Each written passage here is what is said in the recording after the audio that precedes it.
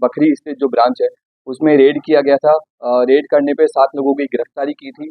उस टाइम पे भी लड़की कहीं सामने नहीं आई थी। लड़की का एक जो अभियुक्त इसने इस केस में बनाया है उसके साथ में वो रिलेशन में थी और वो लड़की इस लड़के से शादी करना चाहती थी, जिसकी हम लोगों ने गिरफ्तारी की। इसका नाम तिलक है और इसके हम लोग गोरखपुर से गिरफ्तारी की। सर में लड़की अभी तक एक बार भी थाने पे नहीं आई थी। इस न्यूज के प्रायोजक है अफजल फर्नीचर। मुजफ्फरपुर जिला में एक नेटवर्क मार्केटिंग कंपनी में नौकरी के नाम पर यौन शोषण मामले में एफआईआर दर्ज होने के बाद एसआईटी की टीम ने मंगलवार को बड़ी कार्रवाई करते हुए मुख्य आरोपी तिलक कुमार सिंह को गोरखपुर से गिरफ्तार कर लिया है। वहीं फरार चल रहे अन्य आरोपियों की गिरफ्तारी को लेकर छापेमारी की जा रही है। इस पूरे मामले को लेकर सिटी एसपी अवधेश दीक्षित ने बताया कि नेटवर्क कंपनी के लोगों पर एक महिला के द्वारा इस मामले में गंभीर आरोप लगाया गया था, जिसके बाद पुलिस की विशेष टीम ने कार्रवाई करते हुए एक आरोपी तिलक कुमार सिंह को गोरखपुर से गिरफ्तार कर लिया है। वहीं फरार अन्य आरोपियों की गिरफ्तारी को लेकर लगातार छापेमारी की जा रही है। इस पूरे मामले को लेकर उन्होंने बताया कि यौन शोषण की बात जो कही जा रही है उसको लेकर पीड़िता का मेडिकल जांच कराया जा रहा है। इसके साथ ही अन्य सभी बिंदुओं पर जांच पड़ताल की जा रही है।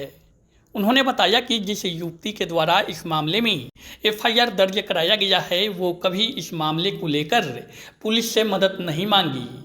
इस मामले में न्यायालय के आदेश पर आगे की कार्रवाई करते हुए गोरखपुर से तिलक कुमार सिंह को पकड़ा गया है। पूरे मामले की जांच पड़ताल की जा रही है। उन्होंने बताया कि फरार आरोपियों की गिरफ्तारी को लेकर छापेमारी जारी है।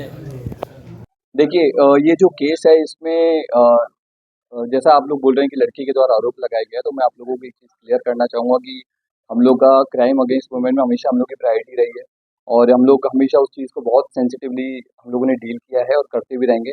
रही बात इस मैटर की, तो इस मैटर में लड़की अभी तक एक बार भी थाने पे नहीं आई थी। लास्ट ईयर सेम कंपनी के सेम ब्रांच में बखरी स्थित जो ब्रांच है उसमें रेड किया गया था। रेड करने पे 7 लोगों की गिरफ्तारी की थी। उस टाइम पे भी लड़की कहीं सामने नहीं आई थी। सेकेंडली जो यौन शोषण की बात की जा रही है, तो इसमें अभी तक जो पूछताछ और अभी तक की जो इंक्वायरी में एक चीज़ सामने आई है कि लड़की का एक जो अभियुक्त इसने इस केस में बनाया है उसके साथ में वो रिलेशन में थी और वो लड़की इस लड़के से शादी करना चाहती थी। पिछले 1.5-2 साल से लगातार प्रेशर डाल रही थी और जब शादी नहीं हुई और उसके बाद में इसने आकर के केस किया। आज जब सुबह में वहाँ पहुंची तो क्या कंपनी ने अपना नाम चेंज करके दूसरे नाम पे कोई कंपनी नहीं, जो तो कंपनी रजिस्टर्ड है डीबीआर। इसका नेटवर्क कहाँ कहाँ चलता है? क्योंकि झारखंड और बंगाल की तरफ से भी आती है।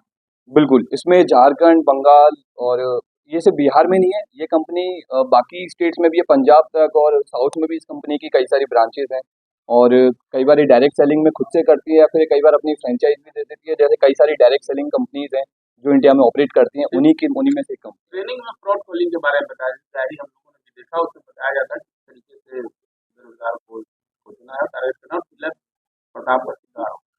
हाँ, तो इसमें जैसा भी मैंने आपको बताया कि डायरेक्ट सेलिंग की जो जनरल कंपनियां रहती हैं, तो वो लोगों जो बेरोजगार बच्चे लड़के रहते हैं उनको ला करके और उनसे उनको सैलरी देती हैं, पैसा देती है और उनसे अपने प्रोडक्ट को बेचने के लिए उनको मोटिवेट करती हैं।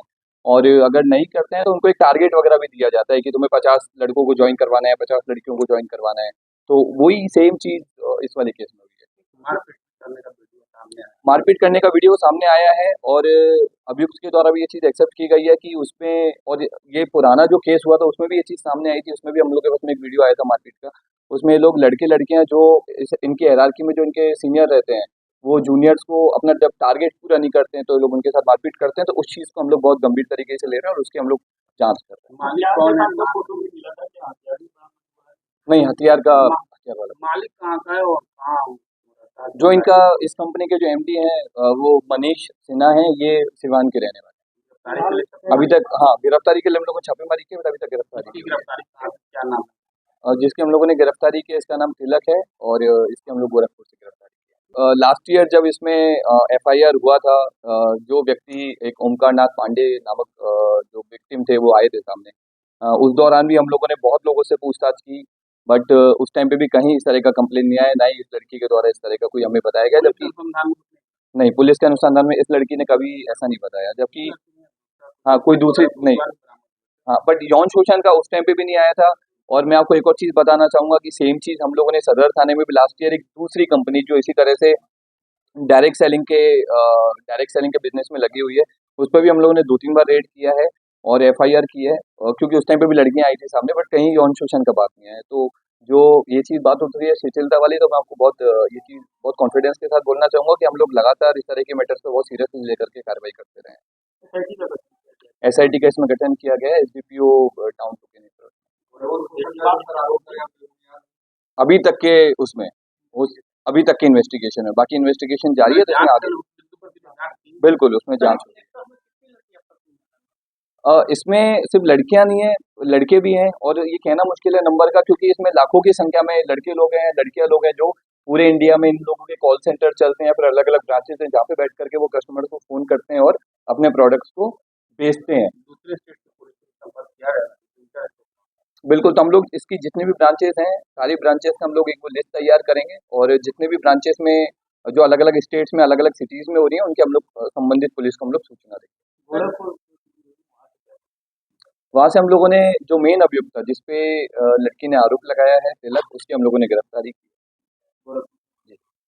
शादी का फर्नीचर सेट 34,500 से स्टार्ट और फर्नीचर प्लस इलेक्ट्रॉनिक का सेट सिर्फ 62,500 से स्टार्ट। घर में शादी है, प्रीमियम फर्नीचर लेना चाह रहे हैं या फिर बजट फ्रेंडली अफोर्डेबल फर्नीचर लेना चाह रहे हैं, सब एक साथ। बिहार की सबसे बड़ी फर्नीचर फैक्ट्री और शोरूम पटना मुजफ्फरपुर के बाद अब भागलपुर में भी खुल गया है। तो फर्नीचर और इलेक्ट्रॉनिक शादी के लिए लेने का प्लान कर रहे हैं तो आज ही हमारे स्टोर पे विजिट करें।